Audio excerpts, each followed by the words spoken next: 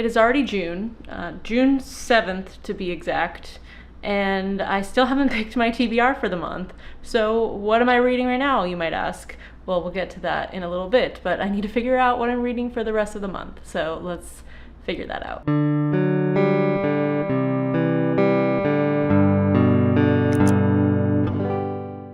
Hi everyone, my name is Melanie and welcome back to my channel. Today we are picking my TBR for June, and I have previously been doing my TBR jar prompts that I've made myself, but I'm getting a little tired of them and I need to write more, but I haven't done that yet. So I am going to bring back the cards from Illumicrate that I got, that I started my prompts with, to throw some, interesting things in there that might not be in this jar. Though a lot of these are very fantasy focused, so it might not work every time, but we will figure it out if we get there. So as always, I'm starting with the books that I am definitely reading this month that I've already decided, and that is one I'm actually already reading. So this is the book I've been reading, though I did finish one of my books for the first few days of June that was supposed to be in my May TBR. So cheated a little there, but oh well, it's going in my May wrap up anyways. But I am reading Fable for the End of the World by Ava Reid at the moment. This is my IRL book club pick from last month, though we aren't doing it monthly per se. We're just kind of reading it, and then once we all read it, we'll meet. So I am the last one to read this. Both of them have finished this a while ago, and I was trying to get through the rest of my TBR before doing this, but it took me a lot longer than I expected. So I am finally reading this so we can finally talk about it. But I won't get into my thoughts too deeply, but I am really enjoying it. It's kind of surprising. This is very different for Ava Reid.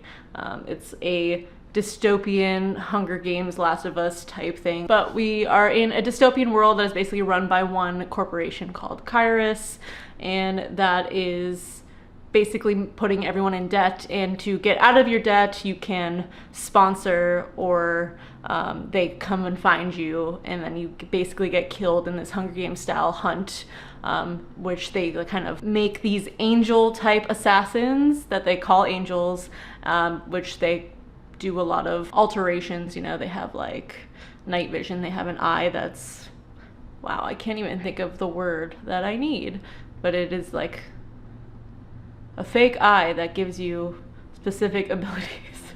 I will insert the word there. But yeah, they're kind of genetically modified. Well, not genetically modified, but like kind of hybrid bionic people, maybe, is what I'm trying to say. But like, there's a real word for it, it's just not coming to me right now, so sorry about that. And so our main character ends up becoming the Lamb, which is what they call the people that are supposed to be hunted. And the other main character is the angel that is assigned to kill her.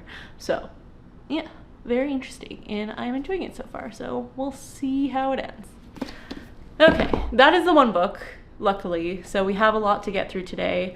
I don't know how many I'll do with the jar versus the prompts. Maybe 3 and 3 for now, because that will land me at like 7 books total, which is usually what I do. And so I will start, we'll do like one after the other, so it's not boring, but I will start with the first prompt. And I think I've gotten at least one of these prompts at least once, hopefully, but I want to get one that we haven't gotten in a long time, or maybe we haven't gotten at all, so. Okay. A book by a favorite author. I like that one. Okay, let's see what we can find.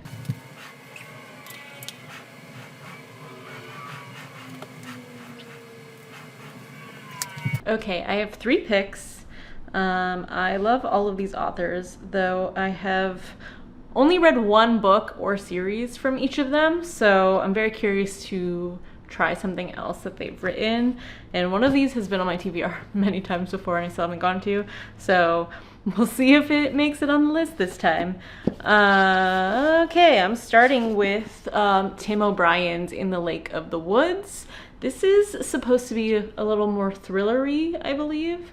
I'll read the back. When long-hidden secrets about his past come to light, John Wade, a Vietnam veteran and recent candidate for the U.S. Senate, retreats with his wife, Kathy, to a lakeside cabin in northern Minnesota. Within days of their arrival, Kathy mysteriously vanishes into the watery wilderness. As the search has begun, several explanations, all of them disturbing, rise to the surface in this unforgettable story about the vagaries of memory, love, and deception. Kind of mystery thrillery. And I loved the things they carried, but this I think will be very different. So I'm very curious if I like his writing still, like outside of that type of novel. Second one is The Unworthy by Agustina Bazterrica. This is her newest release. And I think this is on my 25 to read in 2025, which I think In the Lake of the Woods is also on that. And this one is supposed to be, you know, dark and creepy. From her cell in a mysterious convent, cloistered away from the climate catastrophe that has plunged the world into chaos, a woman writes the story of her life in whatever she can find, discarded ink, dirt, and even her own blood. A lower member of the Sacred Sisterhood, deemed an unworthy, she dreams of ascending to the ranks of the enlightened at the center of the convent and of pleasing the forbidding superior sister. But when a strange newcomer joins the ranks of the unworthy, the narrator is forced to consider her long-buried past. As she grows closer to the newcomer, she is increasingly haunted by questions that she can no longer ignore. How did she get to the Sacred Sisterhood? Why can't she remember her life before? And what really happens when a woman is chosen to be enlightened? I think I've read this like synopsis so many times before in other videos, so I'm sorry, but I just like can't remember. But convent, weird things happening, and creepy, I assume, in a climate catastrophe type world. So right up my alley. And then lastly, we have The 100,000 Kingdoms by N.K. Jemisin, which is the start of her Inheritance trilogy. I have a coworker that read this and really liked it, but also said there was a lot more romance than they were expecting. So not what I was expecting either, so very interesting.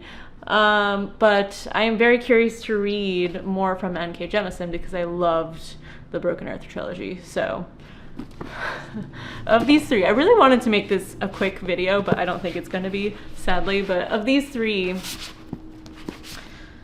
oof, I know I shouldn't pick the newest release one, but I really want to know what happens. It's just so creepy, and I haven't read horror in a while, I feel like, so I'm ready for it. So yes, this is going on my list, and maybe these two might come up in other prompts, so we will see. Now time for the first prompt card.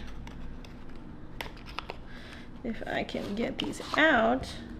These are ones I've used already, so I'll put those aside. Well, those were a long time ago though, but you know, try something, get something different that I haven't gotten before. If I can even shuffle these at all. Okay, so I will, no, oh fuck.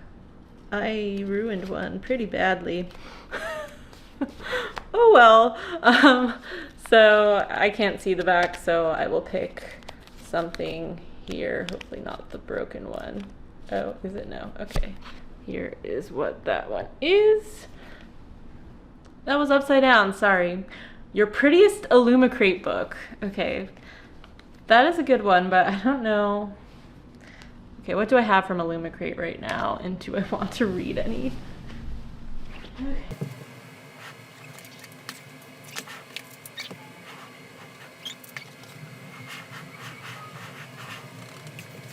Okay, I do have one, and it's kind of perfect, even though this one has pretty bad reviews, honestly. But Chelsea at Libraries and Lattes just read it, and I know Ellen at the Ellen Made Book Club has also recently tried it, but she had to return her library book before she could finish it.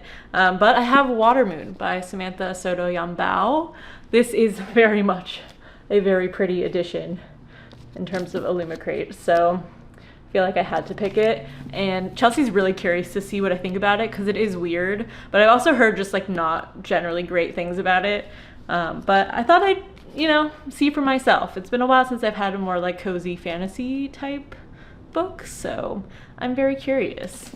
But this one, I believe a daughter like takes on a pawn shop from her father, and it is not a typical pawn shop. They can pawn their life choices and deepest regrets. She goes on a journey to find her missing father and joins hands with a charming stranger, quite unlike other customers, for he offers help instead of seeking it. Together they must journey through a mystical world to find Hannah's father and the stolen choice, through rain puddles, hitching rides on paper cranes, across the bridge between midnight and morning, and through a night market in the clouds.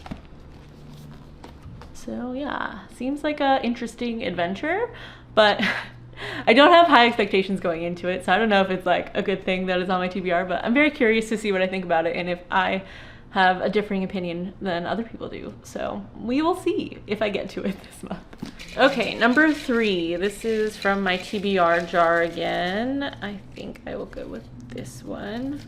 Hopefully this is not upside down.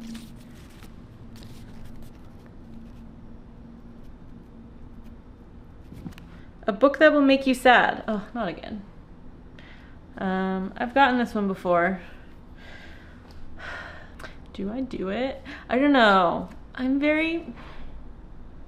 So, 2 of my friends, my book club friends, have read this book already and they gave me their copy to read. But I haven't read anything from the series yet, and I don't know if I want to just go with the movies and like that being my opinion of the series, or if I want to read like one of the books and then that kind of impact my reaction to the movie when it comes out. But I have Sunrise on the Reaping by Suzanne Collins, and this is the newest Hunger Games book, but it is a prequel. Not the earliest prequel, it's like the second prequel. Ballads of Songbirds and Snakes was before this, but I'm a big fan of the movie series, but I've never read any of the books, and I'm worried that will impact how I feel about the movies if it doesn't live up to the book expectations, because I love the movies so much. So I'm really conflicted with this one. I don't know, let me know what your thoughts are, whether I should actually read it, and if it's kind of affected how you felt about the movies if you've read the series or not. So I'm not going to pick this now, but please let me know if you've read the other series and saw the movies, like what you thought was better. And if you picked up the books after you watched all the series, let me know what you thought as well. So I do have this though for now, but I don't think I'm going to pick that. But I know that one is sad at the ending, so I know that would make me sad. But let's see what else I have. Okay, I picked another one. There was another one that I was gonna pick that has been on my TBR before, but this one has been on it way more times, and I have to just read it because it's short and I know it'll be sad, but I know it'll be really good. And that is Pet by Akwaeke Emezi. I am not going to say what this is about. I've talked about it so many times before, so you can look it up if you're curious. I don't even know how to summarize this, honestly, but there's a lot of representation in this book as well, so it's good. But yes, this is my number 3 pick for a book that will make me sad, most likely. Okay, back to the cards.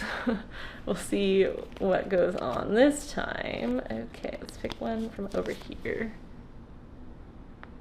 Oh yeah, wait, I forgot these are upside down. Ooh, a book with found family. Okay, I guess the book I finished a while ago that I mentioned, I forgot what book that was, but it felt very found family. What book was that? I want to know.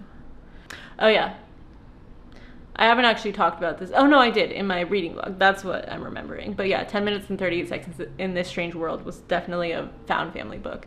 And so we will see what I have that could potentially be found family, because I don't know for sure, you know, because not all of them say found family on them.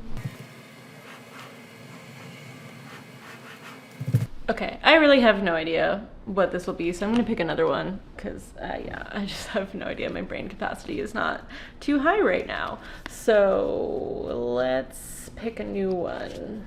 Wait, are these upside down? No, these are right side up now. A book by a debut author. Okay, I can do that. Debut author. What do I have?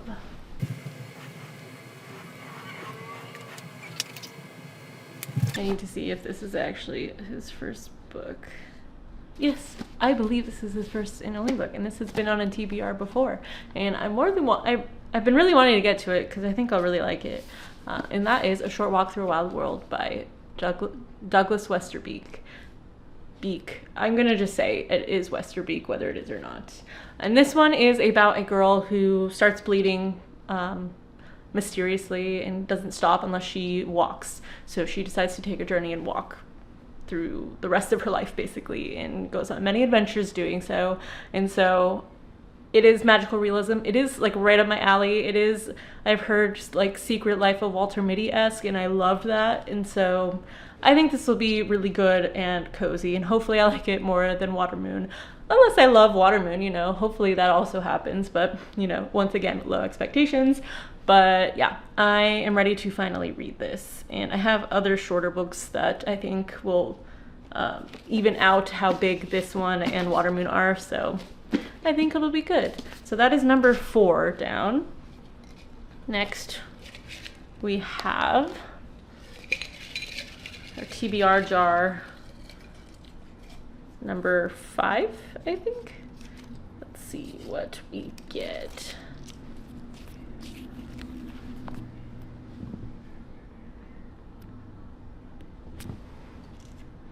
A short story collection. Oh, I have started many of those. Have I finished them? I think I've only finished one. So, I do have more Augustina Basterica, but I don't know if I want to do 2 in 1.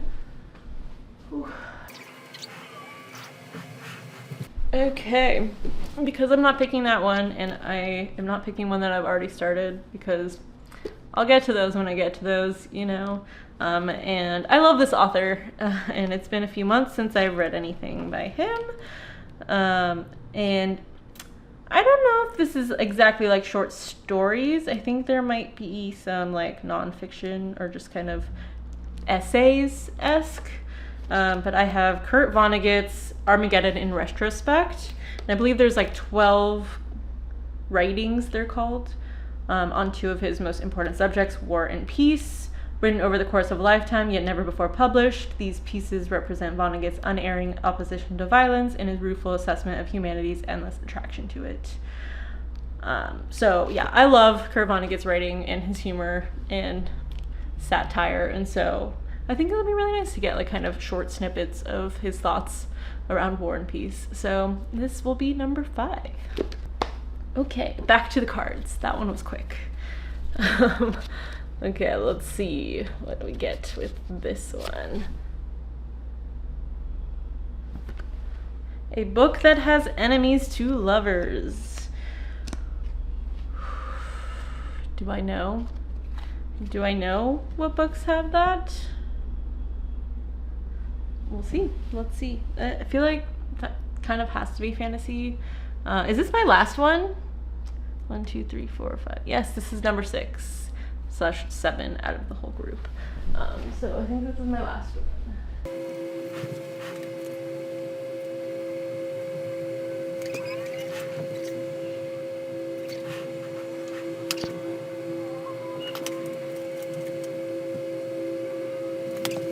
Okay, I have a few new release fantasies that I think are enemies to lovers. Starting with The Scorpion and the Night Blossom by Amelie Wen Zhao. This one I've talked about before. It's an Asian-inspired fantasy. The immortality trials offer a second chance in a brutal world and are open to any mortal willing to risk the journey to the immortal realm. The prize for completing them is eternal life. However, first they must survive. An Ying knows the prize can heal her dying mother and that she'll need all the help she can get if she's to complete them. But when a rival contestant, both powerful and handsome, promises protection and a chance of survival for both An Ying and her mother, she will need to find out quickly whether she can truly trust the stranger she's falling for, or if he's the most dangerous player of all, for herself and for all the realms. So, you know, rival contestant, will he actually be an enemy? Probably not, but it counts, I guess. The next one is This Monster of Mine by Shalini Abeysakara. Hopefully I said that right.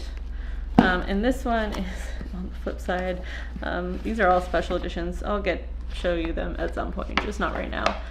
She knows the taste of death. He'll stoke her hunger for it. Sarai doesn't know why someone tried to kill her, but she does know that her case was closed without justice. 4 years later, she returns to the scene of the crime with a new face and a new job as a peditor, a prosecutor who can magically detect lies. She is assigned to work with the ice-cold and perennially sadistic Tetrak Kadra, the most vicious of the 4 judges who rule the land, and the prime suspect in a string of deaths identical to Sarai's attempted murder. Certain of his guilt and hell-bent on justice, Sarai begins the double life, solving cases with Kadra by day and plotting his ruin by night. But Kadra is charming, and there's something alluring about the wrath he inflicts on the city's corruption. So when the evidence she uncovers embroils her in a deadly political battle, Sarai must also fight against her attraction to Kadra, because despite his growing hold on her heart, his voice matches the only memory she has of her assailant. This one is definitely enemies to lover. She thinks he was behind the attempted murder on herself. She changes her face and everything else to infiltrate his world and learn more about him and try to ruin him. So yes, this one definitely enemies to lovers. So this is an option. And then lastly, my newest release that I just got in a book box, and that is The Night and the Moth by Rachel Gillig. I've already heard not as great things about this one than One Dark Window and Two Twisted Crowns, which I really loved those. And honestly, authors' second works, when they have really successful first debuts, usually aren't as good, in my opinion. The same thing happened with Su Lin Tan with Daughter of the Moon Goddess, and then Immortal was not great at all. So I'm not expecting too much, but I also still want to read it. I like her writing. And this one, I believe, is, Sybil Delling has spent 9 years dreaming of having no dreams at all. Like the other foundling girls who traded a decade of service for a home in Great Cathedral, Sybil is a diviner. In her dreams, she receives visions from 6 unearthly figures known as omens. From them, she can predict terrible things before they occur, and lords and common folk alike travel across the kingdom of Trom's windswept moors to learn their futures by her dreams. Just as she and her sister diviners near the end of their service, a mysterious knight arrives at the cathedral. Rude, heretical, and devilishly handsome, the knight Roderick has no respect for Sybil's visions. But when Sybil's fellow diviners begin to vanish one by one, she has no choice but to seek his help in finding them. For the world outside the cathedral's cloister is wrought with peril. Only the gods have the answers she is seeking, and as much as she'd rather avoid Roderick's dark eyes and sharp tongue, only a heretic can defeat a god. Also, kind of like The Scorpion and the Night Blossom, probably not as enemies to lovers as this one. So I will go with this one, and I've never heard anyone read this yet, so I will do it, and I will let you know what I think. Hopefully. I feel like I can't commit, even though I'm really good at sticking to my TBRs. But, I get scared in case people get mad at me. But that wraps up all 7 of my books. So let's do a quick recap as I put these back where they belong, in my jar. Okay. We have, starting with what I just talked about, This Monster of Mine by Shalini Abeysekara. Hopefully I'm saying that. And then we have Kurt Vonnegut's Armageddon in Retrospect. Then we have A Short Walk Through a Wide World by Douglas Westerbeek. Then we have Pet by Akwaeke Emezi. And then we have Water Moon by Samantha Soto Yambao. And we have The Unworthy by Agostina Bazterrica. And then lastly, Fable for the End of the World by Ava Reed. And honestly, I think 3 of these are on my 25 to read in 2025 list, so I'm very excited for this because I've been checking those off pretty easily so far, even though 25 is a long list. And so as the years go by, I don't know if I'll be able to commit to all of them, but we will see. This is the full stack. I will report back sometime in July on how this goes. But thank you so much for watching. I hope you have a great day. Bye.